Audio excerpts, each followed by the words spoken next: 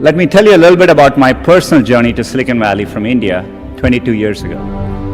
Growing up in India, like many of you, I got my first telephone when I was 12. In my case, it turned out to be a rotary phone, so it wasn't that great for selfies, but I still loved to call my friends, play with it, and sometimes take it apart.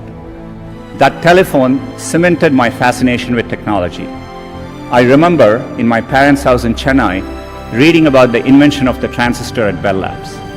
Of course, that initial invention helped found what became known as Silicon Valley, and out of that came companies like Fairchild Semiconductor and Intel and all the computers and software that we all use today. You can draw a direct line from that invention to the technology that powers your Twitter feed or your WeChat messages today.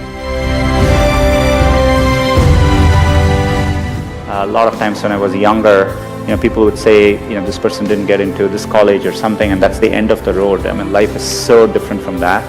And so I think it's important to, keep your hopes, keep your dreams, and try to follow them. And I think most of how life plays out is up to you, not up to what happens outside of you. And I think it's important to keep that in mind and take the long-term view. I still vividly remember as a teenager jumping onto a crowded train at Chennai and traveling for 24 hours to attend my school at IIT Kharagpur. And that opportunity changed the course of my life. You want to aim high enough that you fail, a few times. I think that's the natural part of the process. In fact, Larry used to say, if you work on really difficult things, you're better off because you have no competition. Others aren't working on that difficult a problem. And even if you fail, you end up doing something great in the process. I think, working the real world, I would say, it is important to be well-rounded. It's important to, try different things, take some risks. I would encourage people to, follow their passions a little bit more, to follow set lanes throughout your career. Getting into an elite institution doesn't guarantee success. It matters a lot, but it doesn't guarantee success.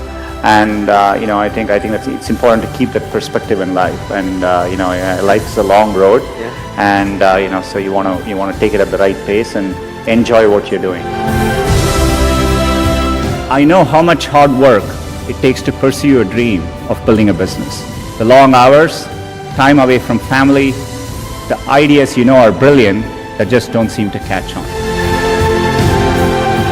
I remember reading about that and thinking, it's the idea that matters. It didn't matter where you come from or what your background is. One revolutionary idea, one brilliant invention can unleash other entrepreneurs to revolutionize industries in ways you could never predict.